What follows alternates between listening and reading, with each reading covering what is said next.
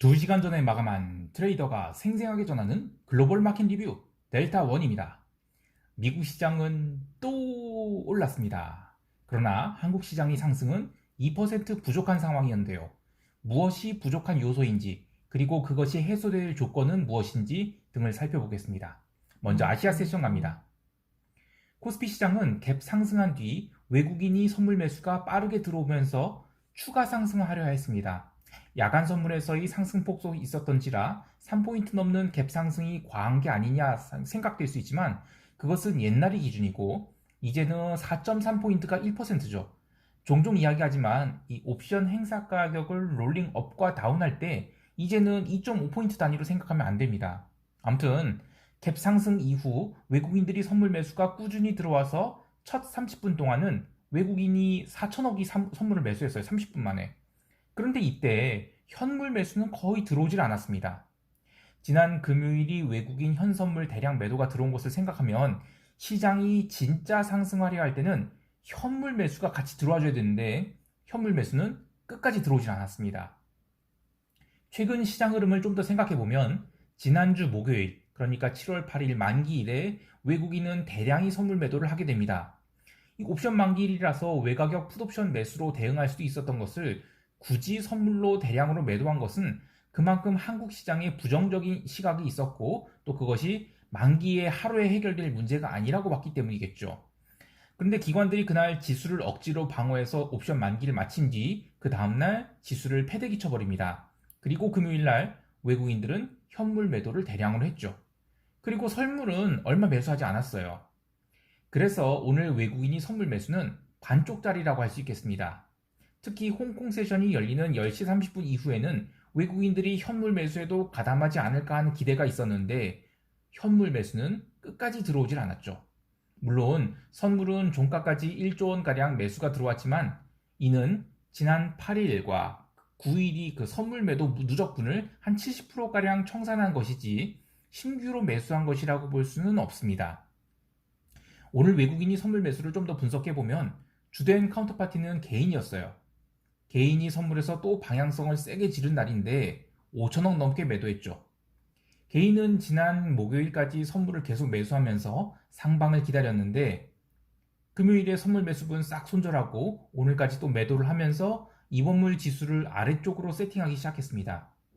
또 다른 카운터파티는 기관이 매수 차익 거래인데 초반에는 외국인이 선물 카운터파티가 기관이 아닌 개인이었기 때문에 매수 차익 거래가 거의 들어오질 않았어요. 그런데 오전 10시 40분부터는 개인이 선물 매도에 소극적으로 대응하면서 매도 호가는 주로 기관이 차익 거래용 호가밖에 존재하지 않았습니다. 그러니까 기관들은 외국인들한테 야 너가 지수를 땡기려면 나를 줄여받고 가라 이거였습니다. 외국인들이 시세를 급하게 위로 보내고 있다면야 뭐 당연히 빠른 환매를 하면서 매도 호가를 다 잡아먹고 위로 갔겠으나 외국인들은 오늘 신규 매수가 아닌 청산이 목적이었죠. 그렇다면 위로 시세를 줄 필요가 없었습니다. 그래서 외국인이 선물을 1조 원을 매수하는데도 시장은 계속 431선에서 움직였던 것입니다. 물론 개인이 더 이상 매도를 대지 않고 기관만이 매도 호가를 대면서 시장 베이시스는 좋아졌고요. 그래서 매수 차익 거래가 대량으로 들어왔는데 여기에 투신이 종가의 선물을 무려 4천억 원치를 환매수해서 시장을 위로 돌려서 선물을 종가 고가로 만들었습니다. 옵션 시장에서는 시초가의 변동성을 너무 빨리 죽여서 이거 풋매도도 쉽지 않겠다 싶었는데 저는 콜 매도를 쌓는 게 목적이었기 때문에 열심히 콜 435 매도를 쌓았어요. 그런데 이젠 외국인이 선물을 어쨌든 1조를 넘게 사면서 아무래도 델타가 신경 쓰일 수밖에 없었습니다. 초반에 프리미엄이 살아있을 때 옵션을 팔아대서 그나마 다행이었지만 좀 더 자신있게 풋옵션을 매도하지 못한 것은 좀 아쉽습니다. 그런데 제가 봤던 시장은 오늘 홍콩 시장처럼 초반에는 오르는 듯 했다가 장중 조정이 나름 나올 줄 알았어요. 그런데 전혀 조정이 나오지 않았죠. 몇 가지 요소가 있는데 우선 외국인 선물 매수가 들어온 것, 그리고 옵션 시장에 거래자가 아예 없다는 것, 이게 아마 가장 큰 이유가 아닐까 생각합니다. 아직 월물 초라서 또 그리고 글로벌 변동성이 지금 피크를 찍었다는 인식이 있는 상황에서 아무도 풋옵션을 사지 않는 거예요. 그러니까 이게 뭐 시세가 아래로 날 리가 없죠. 또 콜옵션 매수도 갭상승이 나와서 이미 시세가 1%가량 진행된지라 매력이 없었습니다. 특히 오전 10시 30분 이후로 외국인이 현물 매수라도 들어왔으면 등내 가격은 델타를 따라갈 수 있었겠지만 그러지 않았죠. 하지만 글로벌 시장 분위기는 선취 매도를 할 분위기가 아니었습니다. 그래서 이런 날은 오후장에 옵션 프리미엄을 주기 위해서 콜옵션을 살짝 눌러주는 형태의 조정이 나올 때 콜 매도를 좀 줄여서 가거나 아니면 풋 매도를 조금 쌓아서 델타를 줄이는 것이 좋은데 오후 3시가 되도록 눌림다운 눌림이 나오질 않았습니다. 결국 콜 매도는 별 이익을 내지 못한 채 그냥 저는 줄이기만 했어요. 근데 콜옵션 435 혹시 거래하시는 분들 있었는지 모르겠는데 제가 오후 3시부터 청산을 하는데 거래량이 부족한 거예요. 한 개, 두 개씩 막 부지런히 청산하는데 시간은 없고 진짜 청산이 힘들었습니다. 아무튼 이렇게 5주짜리 옵션이 월물초는 최대한 소극적으로 대응하는 것이 좋습니다. 자, 한국 시장 요약하면 오늘 들어온 외국인이 선물 매수 1조 원은 지난주 목요일과 금요일 들어온 매도분이 70% 정도가 청산된 것으로 보이고요. 현물 매수는 아직 들어오고 있지 않다. 그래서 시장의 상승을 한 2% 부족한, 아니 한 20% 부족한 상승으로 보고 있습니다. 물론 방금 마감한 한국물 ETF인 EWY가 종가 고가 양봉이 나온 것을 생각하면 우리 시장도 또 갭상승 출발할 것 같긴 해요. 근데 여기서 다시 437을 간다든지 또 440을 간다든지 이런 거는 어려워 보이는데 이 구간에서 계속 변동성을 좀 죽이지 않을까 싶습니다. 자, 자세한 대응 전략은 총평 때 이야기를 하기로 하고요. 유럽 세션 갈게요.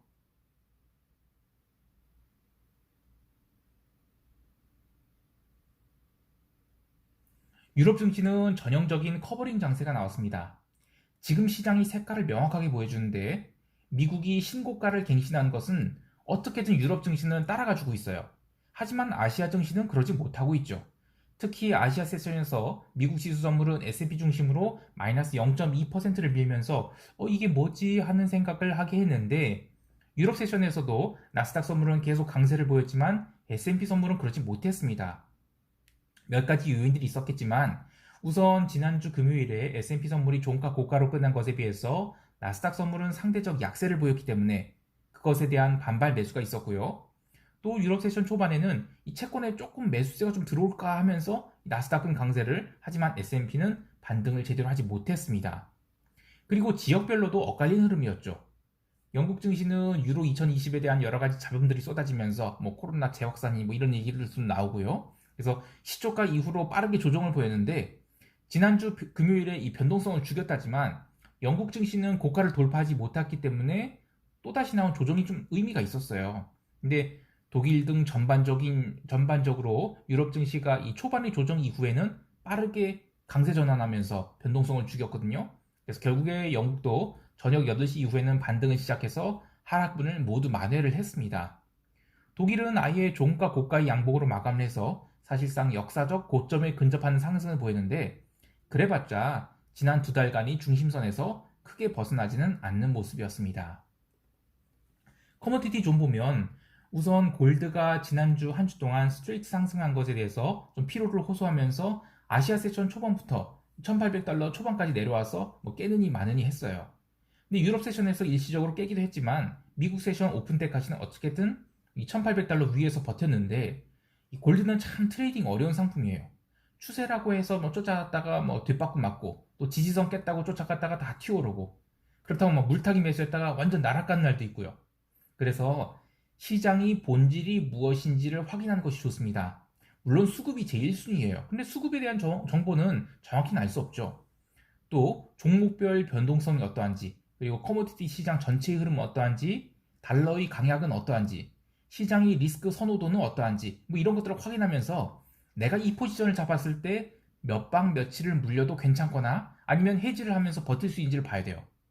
아무튼 골드는 미국 세션 시작하고 나서 얼마 안 있어 1800달러 깼어요. 근데 이런 거는 아주 전형적인 베어 트랩입니다. 우선 달러가 이미 유럽 세션에서 잠깐 올랐다가 다시 내려와서 달러 강약은 골드에 영향을 주지 못했어요. 그리고 채권도 마찬가지로 별 움직임 없었죠. 그래서 커머디티 중 따지면 구리와 기름만이 좀 빠진 상황인데 둘 다 더 이상 밀리지 않고 오히려 기름은 솔솔 올라오고 있었습니다. 그렇다면 골드의 하락은 해당 종목이 로컬 이슈 때문에 빠지는 것인데 사실 찾아보니까 전혀 이슈거리가 없었어요. 그러면 이런 거는 밀려서 횡보만 해줘라. 응? 그러면 골드 푼 매도를 칠 찬스로 삼는다. 그렇게 생각해야 됩니다. 그래서 결국에 1792달러에서 잠깐 버벅거리다가 빠르게 1800달러 회복했고요. 그 뒤로는 숏돌이들이 손절로 다시 뭐 1805달러까지 올라왔어요. 기름도 마찬가지인데 골드는 아직 만기가 이제 2주 넘게 남아있어서 프리미엄이 넉넉해요. 그런데 기름은 옵션 만기가 사흘 남아있죠. 유럽 세션에서 마이너스 2% 빠지면서 뭐 이런저런 뉴스들 나왔는데 저는 기본적으로 기름도 여전히 상승 추세 진행 중이라고 생각합니다. 오펙 회의는 뭐 중단돼서 언제 다시 열릴지 모르고 또 전체 시장이 변동성은 가라앉고 있는데 그런데 잘 보면 인플레이션 이슈를 가져왔던 커머디티들 지금 추가 하락 안 나오고 있거든요. 계속 횡보 중이에요. 그래서 기름의 선취 매도를 하는 게 굉장히 부담스럽습니다. 아직도 쌍봉을 만들었다고 보이지도 않고요. 그래서 저는 기름은 그냥 이번 주는 옵션 만기 때문에 애매한 상황들이 이어갈 것으로 보고요. 그래서 과하게 올라와서 횡보하면 매도. 그렇지만 쫓아가서 매도는 하지 말자. 이런 생각을 하고 있습니다. 유럽 세션 정리하면 뭐 증시는 안정을 찾았다. 이거고 나머지 시장은 별 볼 일 없었다라고 할 수 있겠습니다. 자, 이제 미국 세션 갈게요.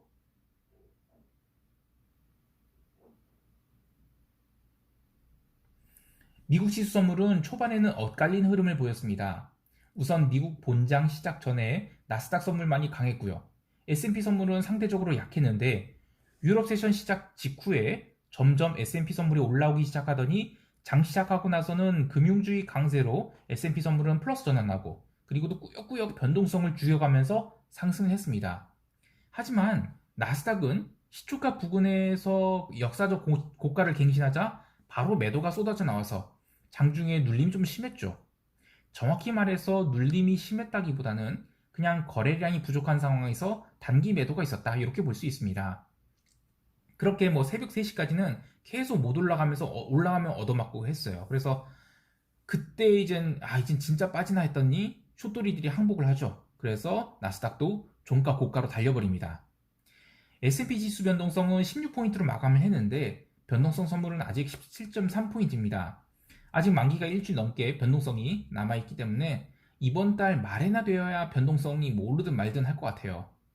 마침 빅테크의 실적 발표도 7월 마지막 주에 몰려 있으니까 그때 이제 어닝 가이던스에 대한 의심을 품게 되면서 시장이 무너질지 뭐 그때 가서 생각해야 되는 거고 지금은 어쨌든 미국만큼은 주구장창 꾸역꾸역 상승으로 봐야 되겠습니다. 개별 종목으로는 테슬라가 4% 상승을 했어요. 근데 이게 새로 업데이트된 이 풀 셀프 드라이빙 뭐 9.0 버전 이 시스템에 대한 호평으로 올랐다고 하는데 뭐 거기에 엮여서 엔비디아도 2.31% 상승을 했죠. 다만 다른 대형주는 좀 쉬는 모습이었어요. 애플이나 아마존 같은 경우는 장 초반에 강세를 보였지만 시간이 지날수록 초반의 강세는 좀 지키지 못했고요. 그리고 구글이 15가를 기록했는데 역시 지금 대형주 장세라는 것을 확인할 수 있는 증거예요. 이번 주에 실적을 발표하는 금융주들 신고가를 기록하려면 아직 멀었지만 그래도 반발 매수가 강하게 들어왔고요. 오늘 다우지수의 상승을 견인한 것은 금융주가 1등 공신으로 보이는데 실적 발표 이후 어떠한 어닝 가이던스를 얘기할지를 주목해야 되겠습니다. 마지막으로 이 텐센트 뮤직에 대한 이야기를 안 할 수가 없네요.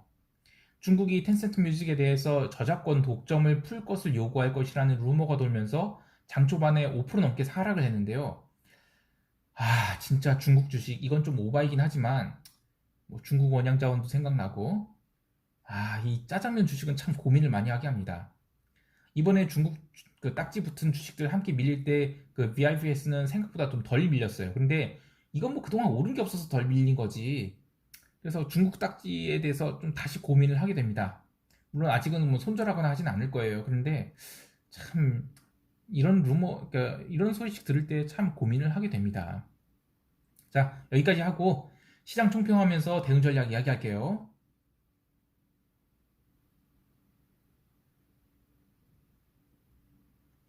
첫 번째 의문은 왜 아시아 증시만 이 모양 다리냐라는 분들이 있을 것 같아요.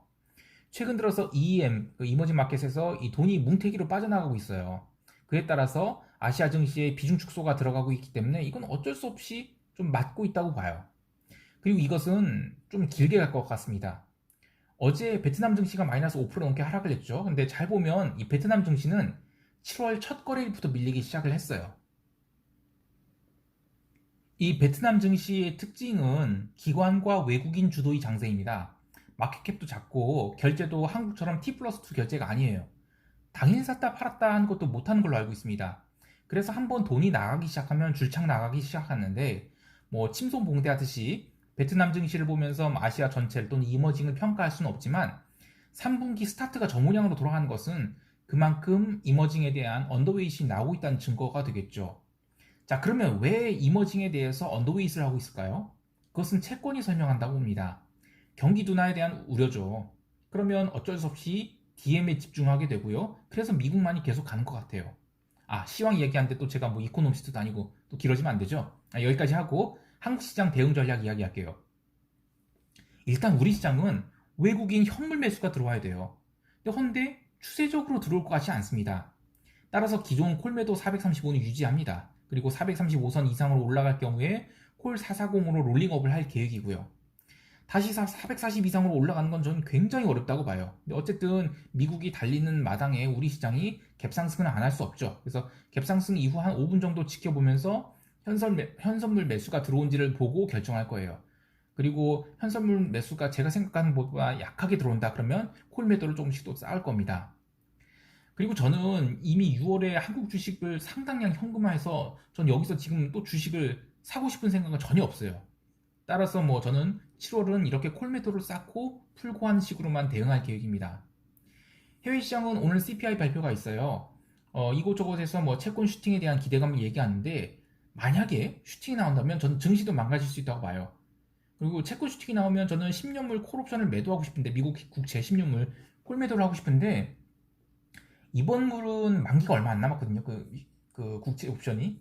그래서 그걸 또 매도하기는 좀 부담스럽고 또 차월물 콜옵션을 매도하기에는 프리미엄이 생각보다 많이 죽어버렸어요. 그래서 이거 좀 더 기다려야 될 것 같습니다. 어쨌든 채권 슈팅은 저는 어불성설이라고 봐요. 그래서 미국 주식은 꾸역꾸역 상승할 거다라고 보고 있습니다. 오늘도 성공 투자하시기 바라고요. 이상 델타원이었습니다. 감사합니다.